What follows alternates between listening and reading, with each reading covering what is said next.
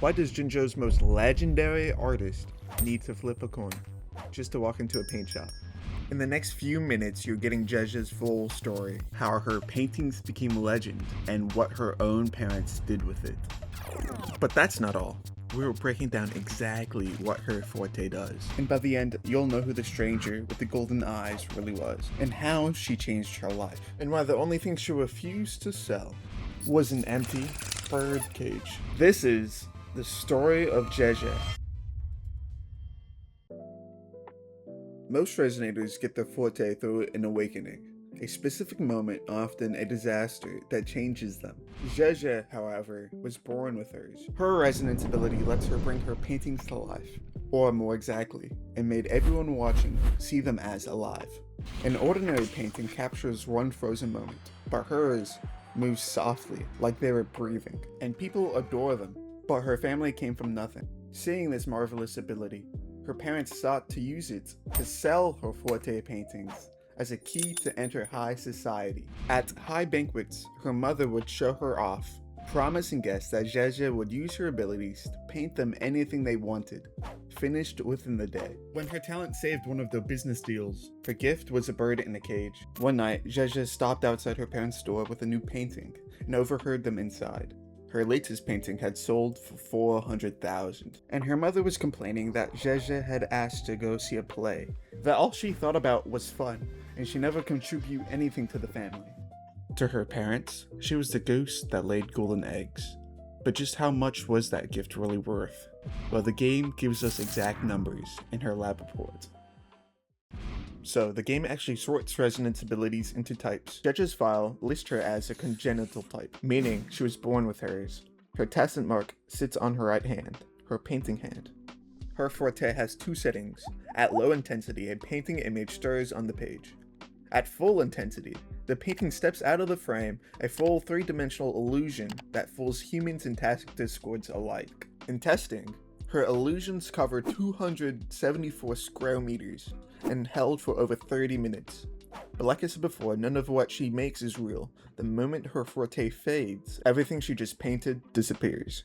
Now the last two lines of her file is where things get interesting. First, her resonance pattern doesn't match a single other resonator on record.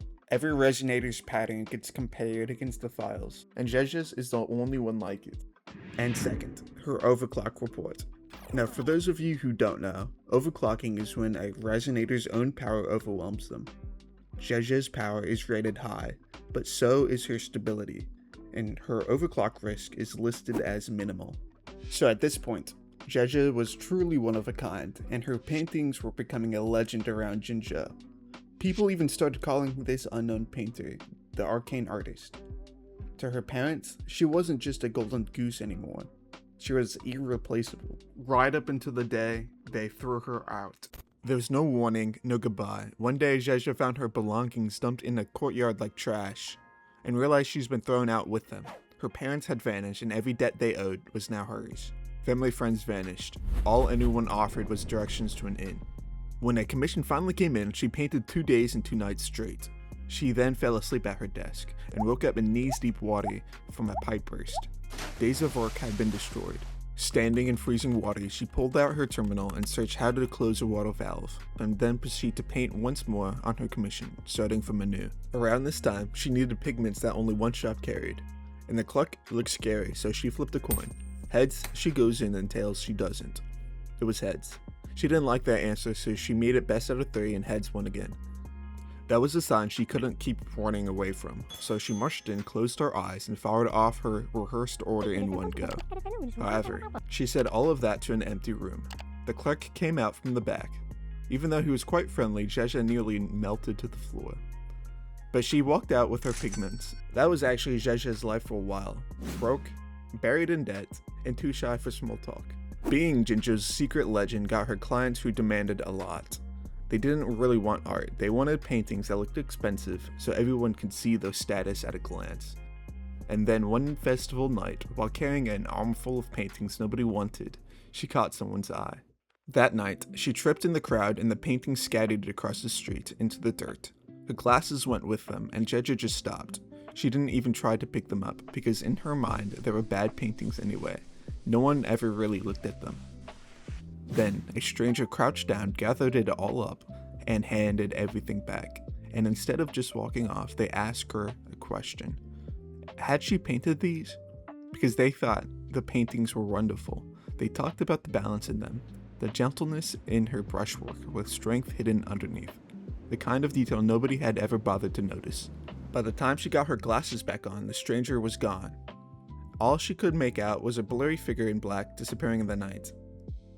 Every compliment Zhezhi had ever received was aimed at her price tag. This one was aimed at her paintings. There was no flattery in it, no angle, just someone who had actually looked at her work. Her archive described that moment like a beam of light breaking through storm clouds. And sometime later, that same voice found her again. It told her not to be nervous, and when she turned around, she was met with a pair of golden eyes. Now, the game never says who this person actually was, but there's only one person that fits this description in Jinzhou. Now, if you remember her companion quest, it opens up with Zhezhi pacing outside a courtroom asking a catch whether she should testify. Left paw for yes, right for no. Wait! You raised your left paw before I even finished my sentence. No, that doesn't count. Let's try again. Another painter named Mingyan had taken the fall for a forgery operation, and across that courtroom stood Zhezhi, head of the Shanyun Art Exchange, there to make sure it stayed that way. But Zhezhi didn't just show up to that hearing. She investigated everything first and asked the rover to help. The trail led straight back to their art exchange itself. They were running a duplicate painting scam, and Mingyan was just a cover story. Mingyan's paintings had become phantasms, her buried despair bursting out of her own work.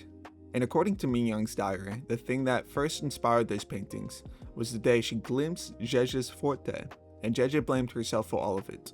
She couldn't let this slide, so she stood in front of all of Jinzhou and told them everything, that the tale of the Arcane Artist was about her, and that the people selling her paintings at unbelievable prices were her own parents.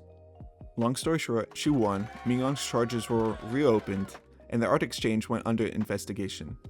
But the quest doesn't end there. It quietly ends with Zhezhi visiting Mingyan and a painting she leaves behind for you with a letter asking you to keep it. Now there's one more thing about Zhezhi. She watched the bird her parents gave her in its cage throw itself against the bars, until one day, she defied her parents and opened the cage door. Years later, when she was abandoned and drowning in debt, she sold everything her parents left behind, except the empty cage. Because when Zhezhi looked at it, it reminded her of the bird that got out. Also, that her signature brush actually has a name. Now, I'm gonna butcher this pronunciation, but it's called Miuhua. Now, Zhezhi's problem was that nobody ever really looked at her. Well, there's a performer in Jinzhou with the opposite problem. Everyone looks at him and the whole city adores him. But he's not who people think he is. The breakdown of Lingyang is on the screen, and I'll go into detail about how he fooled everyone in Jinzhou, including you. Check it out, and I'll see you in a bit.